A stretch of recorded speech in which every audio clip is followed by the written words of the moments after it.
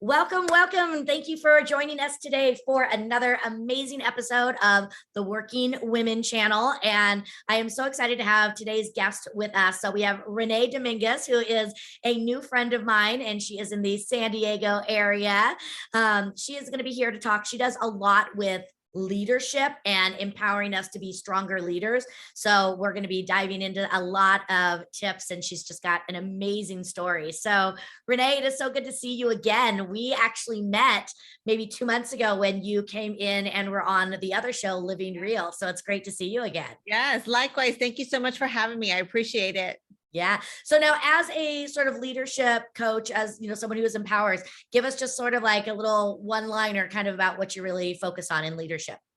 Yes, I'm really about working with a woman who is ready to disrupt the status quo, who's ready to step into her authentic leadership, leading on her terms so that she can create the impact that she wants, and claiming that seat at the table, Clara. And as I shared with you, if there are no more seats available at the table, we just build a bigger table. Exactly. And that was one of the things I loved so much. And I think, bonded you and I together is because we speak the same language when it comes to that, is that you don't have to sacrifice all the good stuff just to be successful. And there is always going to be a space for us. There's enough abundance out there.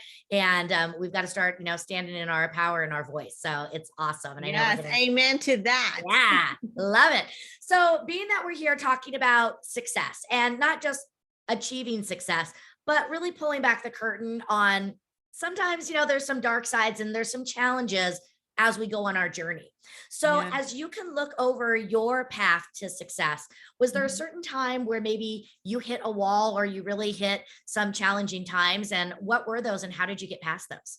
Yes, and that's such a funny question, because I was just in another training earlier today talking about, taking back our power, but we associate success with sacrifices. And for me, I came from the corporate world. So I spent 20 plus years in the corporate world, unfortunately, developing this mindset. It had to be hard.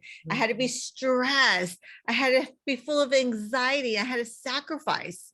And as women, we usually sacrifice ourselves in order to achieve what we deem success. And I unfortunately carried that over into my business as an entrepreneur. So I made it hard.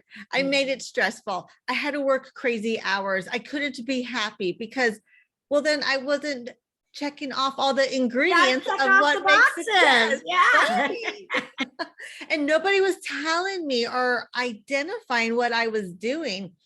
And it took years, Clara. It took years to go through. See, I was someone who took great pride on, like, I'm going to be that standout person. I'm going to have that success no matter what it looks like. I'm just going to have that success. And we as women tend to, again, put ourselves on the shelf. Well, I'll get to me later.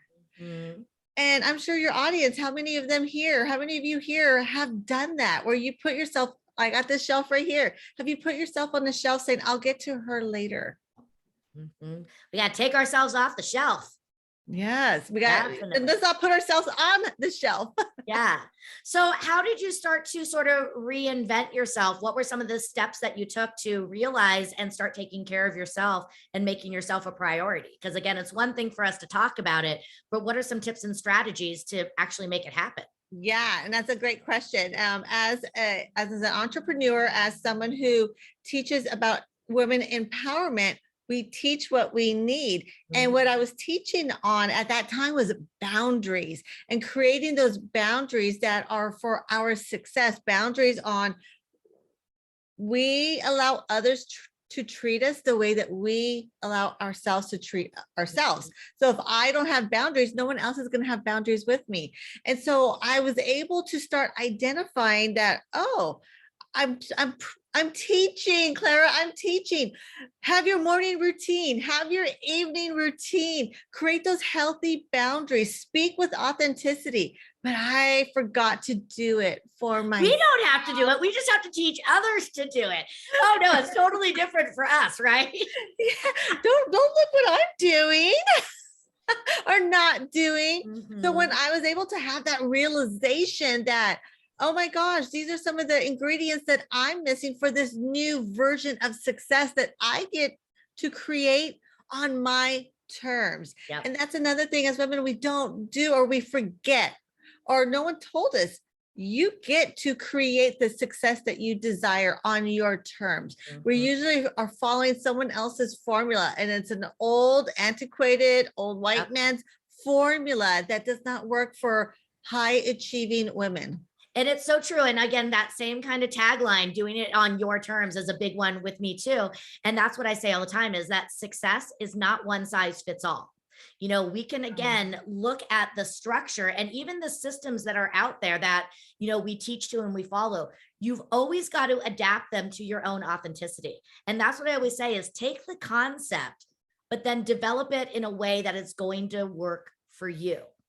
Yeah, and that's the part that's missing, right? Because we're like, I don't know what works for me. And that's where Clara, like you and I come in. We help them create what works best for them. And that takes work, right? It takes getting to know them, but they got to do the work on themselves. Absolutely. What am I excited about? What is my purpose? What makes me feel fulfilled? What impact do I want to have on others versus what I was doing, just hitting the check boxes? Yeah. I know. Yeah. So were you always like this? Were you always very driven in what you knew and what you wanted to do? I will say I was very driven, Clara, not on what I knew, but on this vision I had. It was corporate Renee, the stars, you know, and I created her, but I created her based off what other people's expectations were of me. Hence the stress, hence the anxiety. I always had to figure out what version of myself do I need to play in front of this person in front of me. Because it was either, Renee, you're too much. You're not a strong leader. You're a weak leader. You are speaking too much. Sit off to the side. Yep. And I was just like, I got so confused. I'm like, I have 2 degrees. I went to really established universities. How am I still missing the boat on how to be a leader in this male dominated industry? Yeah. And nope, there was nobody there, Clara. There was no Renee. There was no Clara out there when I was in the corporate world saying you can create the leadership that you want to create on your terms. Yeah. And you get to create it on how you see it, not on other people's expectations. Yeah. And that was a hard one. That took a lot of unlearning. It really does. And I love it. And I think that's why, you know, you and I kind of created these paths, is because there was nobody for us. No. So we wanted to change that. Yeah. So, you know, growing up and working under somebody else's expectations, I get that. I did that. I think a lot of us do it. What was the moment for you that you're like, enough? I'm going after my dream. What was it that turned and switched it off for you? Yes, Clara, thank you so much for asking me that, because it was literally, again, I'm working 18 hours a day. I'm working 7 days a week, week after week, month after month, year after year. And my boss calls me into his office one day. He has this big elongated monitor behind him, and he turns it on and he turns it towards me, Clara. And I was just like, okay, this is not going to be good. He kept a spreadsheet, Clara. Renee took notes in her meeting. Renee was asking questions in her meeting. I mean, that's what you do in a meeting. A VP of sales walked out of a meeting that you were attending. It was like so petty that I'm like, I didn't have a mic in my hand, but I had a pin, and I dropped the pin on the desk and I just said, I'm out. I had given myself ulcers from stress. I was on high anxiety. I wasn't eating. I was losing so much weight. I was so unhealthy. I didn't have healthy relationships. All I did was work. And you're creating this spreadsheet. You're keeping a log of, I'm taking notes in my own meeting. And then I'm asking questions of other people to get the answers. Hence to the meeting. I was like, this is enough. And I said, I'm out. I didn't know those words were coming out of my mouth though. I'm out. I quit right here and there. My brain is like, whoa, what are we saying? What's happening? We didn't plan this. Do we have enough money? Like, But it happened so quickly because that was my true authentic self speaking for the first time. Mhm. Yep. And it's true. It's like when we do that, we just get to that point where it's, it's that breaking point where we just realize there's, nothing more to give. And I think, Yeah. for many of us, and it kind of reminds me of what you were saying, is you realize no matter how much you give, it's never going to be enough. I'm like, I had nothing left to give, Yeah. nothing except Mhm. I was gonna die. Like Yeah, I had nothing left. exactly. So, I know, we can go through these paths, and I don't like to use the concept that we have to sacrifice, because again, I think that's a negative thing, and we Yes. do sacrifice too much of ourselves. But sometimes there are good trade-offs that we have to make. Mhm. Sometimes we have to sort of put something on hold to make more room over here. Can you think about any trade-offs that you had to make in your life or your business to allow you the opportunities to grow? Yeah, and this is something that's hard for a lot of women, even with my clients. It took me a good few years. So when you hear this, knowing it's not going to be overnight, but I had to my trade-off, and people are not going to expect this. My trade-off was success did not have to be hard and stressful. I could have fun. That was hard, Clara, to learn how to have fun and not feel guilty, Yep. to travel, to go places, to go out for dinner, to buy expensive bottles of wine. Like I'm working hard to live a life on my terms. But that was such that I didn't do that before. It was like I had to work. I didn't have time for vacations. I didn't have time for fun. If I bought an expensive bottle of wine, it was because I wanted to drink my miseries away. I'm trying to numb myself. But my trade-off was I get to Mhm. live a life on my terms. And that was just really hard. Yeah. And it sounds simple, but I was so programmed. Well, that's how it is we are. And we're told, again, the American dream is to get the house, to get the car, to do all these things, which requires us to work. And again, so many of us wore that as a badge of honor. I love telling people, oh, I put in 14 hours today because that meant I worked hard, and it was like, but at what cost? And so I think, again, and especially I find the dynamic of you being really focused on helping leadership. We're not being a very good leader if we're setting the paradigm that you can never take time off. Yeah, and you got to always be available 3 in the morning, Mhm. respond to those emails, send out those emails. And I love that you were saying like we are conditioned, we are taught have the house, have the car, but we're not enjoying any of it because we're never at home. Yeah, We're exactly. working, or if we're at home, we're working still. So we're never enjoying and reaping the rewards of our hard work. Then we have to ask, is this what I'm supposed to be doing? Is this what I was put on this earth to do? Is just to sacrifice and be miserable, and nobody wants to be around me because all I do is I'm working on my phone, or all I do is talk work, Yeah. and I'm never present. And I started to notice that with my friends. They stopped showing up because they're like, you're physically here, but you're not mentally here. Mhm. And I And that's what cannot so many of us connect. do. We're walking through life like that zombie. We're not. Yes, And that's yes. what one of the things I love to say in my courses and stuff is the idea that when you try to be everything to everyone, you can't really be anything to anyone. And when you try to do everything, you can't really do anything because Yeah. you're just not showing up the right way. Yeah, and we're Mhm. trying to please everybody, you please nobody. Yeah, exactly. Yeah, I love So that. if you were to go back in time, again, I don't believe in regrets because I think everything happens for a reason and it teaches us lessons. But if you could go back in time, is there something on your path that you would have approached differently, knowing what you know now? Yes, and this is something I feel my purpose now, I had to go through it, was I showed up as strong and confident, but I always questioned myself, so I lacked the confidence. So I stopped speaking up. I stopped saying no, and I became a yes person. Mhm. I stopped having respect on myself with my boundaries. So everyone took advantage of those boundaries because I had none. So I wish I would have learned the tools on how to be authentic with my leadership, with my confidence. So Mhm. I could be heard, seen, and respected. So when I asked for that raise, I asked for that promotion, I was coming from a place of commanding it and not requesting it. Love that. Command what you are worth. Command, Yes. your voice. I love that. So incredibly powerful. Now, it's easy again to, talk about these things, and you and I are both strategists. So if there is somebody out there watching this and they're like, I've had enough, I want to step into my own greatness, I want to, go and do this, but where do I get started? Now, the easy answer is they should call one of us so that we can Yes. help them do this. But outside of that, what is something they can do on their own?